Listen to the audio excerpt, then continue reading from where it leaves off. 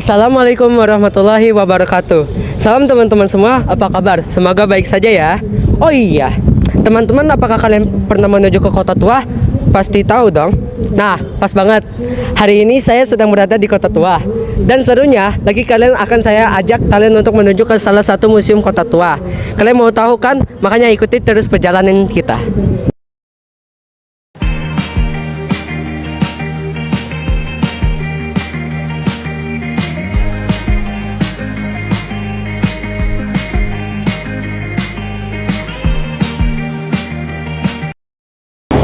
Gimana, luas dan keren bukan? Memang ya, ini salah satu museum yang benar-benar indah dan penuh sejarah. Objek-objek yang dapat ditemui di museum ini antara lain koneksi regional. Seperti di sini ditunjukkan, koneksi regional adalah perusahaan Hindia Timur Belanda.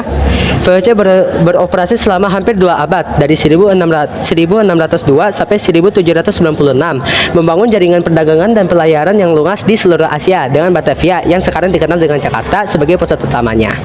Ada replika peninggalan furnitur seperti kursi pesisir yang di sini, yaitu kursi ini menampilkan ukiran bunga yang rumit dan bilas serta kaki spiral yang diukir dengan hati-hati, terbuat dari kayu eboni hitam yang langka. Jenis furnitur ini dikenal sebagai furnitur pesisir karena berasal dari pesisir Coromandel yang sekarang dikenal dengan India. Di sini ada rumah di tengah lautan, yaitu kabin untuk para perwira berpangkat tertinggi di kapal-kapal perusahaan Hindia Timur Belanda atau yang disebut dengan VOC, dilengkapi dengan furnitur untuk perjalanan jauh antara Batavia dan Belanda yang bisa memakan waktu hingga 1 tahun. Jadi dari interior yang kalian lihat oleh Jan Brandes pada tahun 1778 menunjukkan interior kabin seorang dokter kapal di atas kapal Sta Venice. Selanjutnya ada mebel antik yang seperti di sini yang kalian bisa lihat, yaitu tempat tidur ayunan bayi.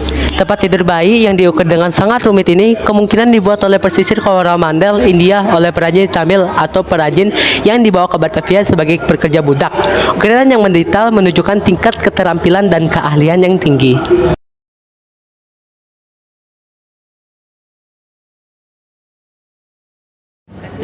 Selanjutnya dilanjutkan oleh Kevin. Ya, terima kasih Evan. Assalamualaikum teman-teman. Saya ingin mengenalkan diri saya. Nama saya Kevin. Di sini saya akan mewawancarai salah satu pengunjung di Museum Fathahillah. Permisi kakak. Ya. Kakak, bisakah Anda memperkenalkan diri? Boleh, nama saya Agin Ranza. Apakah tujuan kakak datang ke museum ini? Tujuan saya ke sini mempelajari sejarah di museum ini. Sebelumnya, apakah kakak pernah berkunjung ke museum ini? Pernah 2 minggu yang lalu. Bagi kakak, pendapat kakak tentang Museum Fathahillah ini? Bagi saya bisa, karena di museum ini penuh dengan sejarah-sejarah yang bisa menambah ilmu. Bagaimana pendapat kakak tentang Museum Fathahillah ini? Pendapat saya ya, bagi saya museum ini benar-benar bagus menurut saya. Karena adanya museum ini bisa membuat kita tahu tentang sejarah-sejarah yang ada di sini. Wah, keren ya pendapat kakak. Makasih ya sudah mau menjadi narasumber di wawancara ini. Ya, sama-sama. Oke, saya lanjutkan ke teman saya Evan. Aduh kawan-kawan, aku lagi nyari narasumber nih. Nah, itu dia. Permisi kak, boleh saya mewawancarai? Boleh kak. Oke, di sini saya ingin memberikan kakak beberapa pertanyaan tentang museum ini. Pertanyaannya, apa tujuan kakak mengunjungi museum ini? Untuk belajar sejarah kak. Oke, selanjutnya, apakah kakak pernah mengunjungi museum ini sebelumnya? Belum, ini baru pertama kali saya kesini. Oke, bagi kakak, apakah fasilitas di museum ini sudah cukup bagus? Apalagi sudah adanya kantin. Apa pendapat kakak tentang museum ini?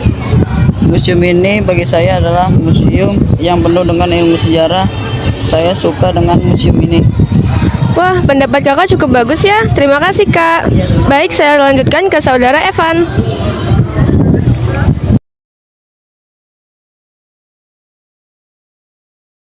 Hai, omong-omong nih, di Museum Fathahillah juga ada kantin teman-teman.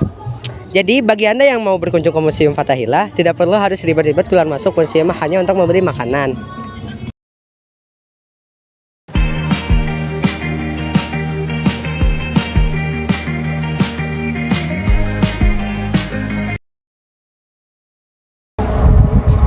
Siap, Saudara Evan. Hai kawan-kawan, balik lagi bersama saya, Hoshiko.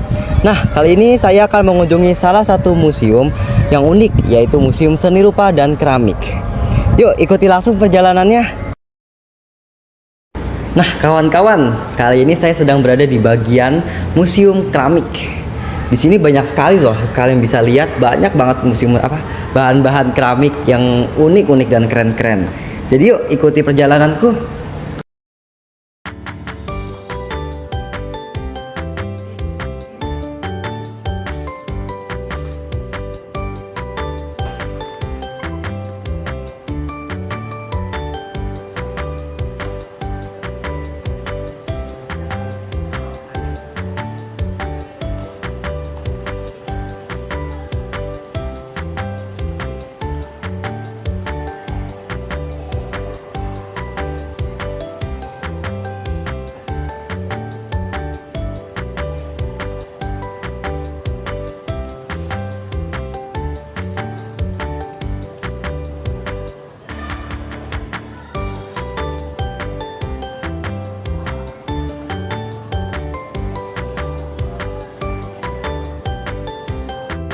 Wih, keren banget nih.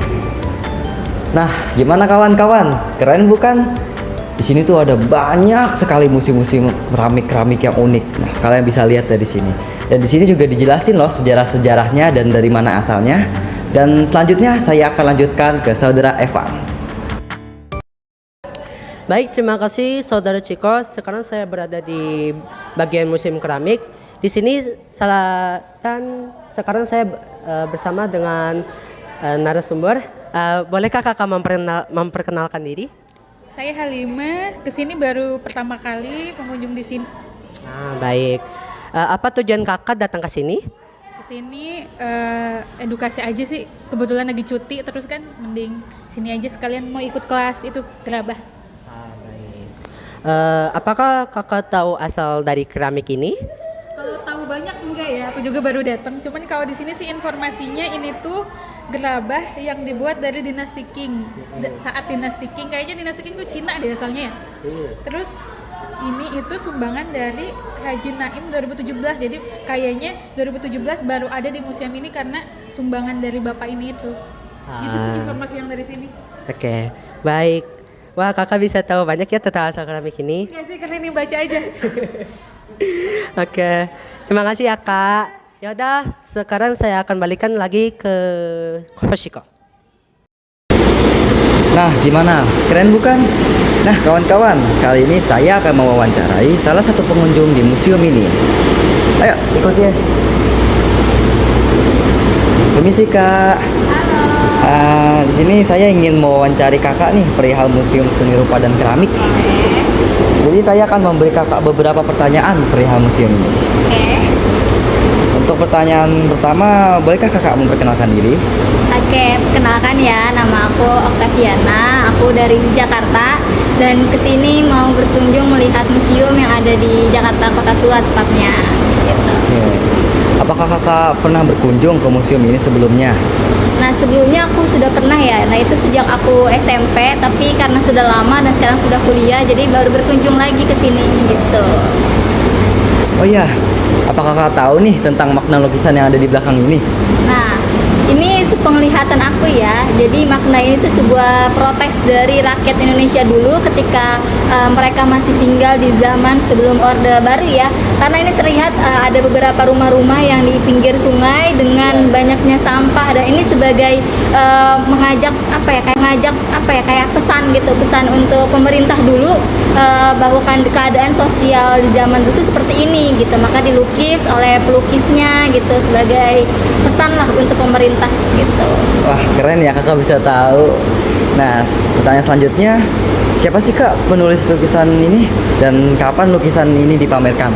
Oke, ini juga udah ada pelukisnya ya. Ini ada pelukisnya. Nah, ini tuh pelukis dari Dede Eri Supriya. Jadi beliau ini membuat pameran ini atau membuat lukisan ini tuh pada tahun 1956 dan dipamerkan itu pada tahun 1977 gitu. Oke, keren Kakak bisa tahu ya. Pertanyaan terakhirnya, bagaimana pendapat Kakak nih tentang museum ini? Oke, pendapat aku ya tentang museum ini tuh benar-benar banyak edukasi ya, khususnya untuk anak-anak sekolah yang butuh banget sejarah, karena di sini nggak hanya sejarah keramik tapi ada maknanya gitu, ada makna seni rupanya, ada makna seni lukisan dan lainnya. Jadi banyaklah untuk menambah pengetahuan, wawasan anak-anak sekolah di Indonesia gitu. Terima kasih ya Kak telah mau menjadi narasumber dari wawancara ini. Oh ya kawan-kawan, pas banget nih. Kita kan belum membahas soal makanan tradisional. Kali ini saya akan mengunjungi salah satu pedagang makanan tradisional, yaitu pedagang kerak telur. Kalian pasti tahu makanan kerak telur dong? Pasti tahu lah, makanan dari Jakarta yang populer ini. Nah, tidak usah lama-lama, kita langsung aja mengunjungi pedagang kerak telurnya. Yuk kawan, ikuti terus perjalananku.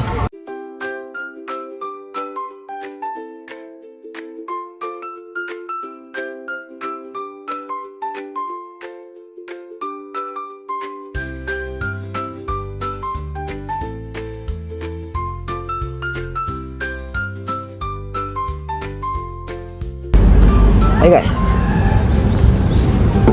Permisi Pak. Maaf Pak mengganggu, bolehkah saya mewawancarai Bapak? Boleh. Jadi di sini saya akan memberi Bapak beberapa pertanyaan nih bertema makanan tradisional. Dan pas sekali Bapak di sini sedang berjualan kerak telur yang termasuk makanan tradisional. Untuk pertama-tama, bolehkah Bapak mau perkenalkan diri? Boleh. Nama saya Fadil. Baik Pak, sekarang masuk ke sesi pertanyaan ya. Sudah berapa lama Bapak berprofesi sebagai pedagang kerak telur? Masih baru 2 bulan. Apa hal yang membuat Bapak berjualan kerak telur ini? Untuk kerja saja, Untuk mencari penghasilan ya. cari penghasilan. Ngomong-ngomong nih Pak, asal makanan kerak telur ini tuh dari mana sih? Dari Betawi, Jakarta. Siap. Selanjutnya apa aja sih Pak bahan-bahan dari kerak telur ini? Bahan-bahannya ada beras ketan, serundeng, ebi, garam, sama telur. Bagi Bapak, apa nih kesan baik yang Bapak dapatkan ketika berjualan kerak telur? Kesan baiknya supaya orang luar Jakarta bisa tahu makanan khas dari Betawi, Jakarta. Oh iya, siap. Kesannya baik sekali ya Pak. Terima kasih ya Pak telah mau menjadi narasumber kami. Semoga dagangan Bapak lancar terus ya. Amin.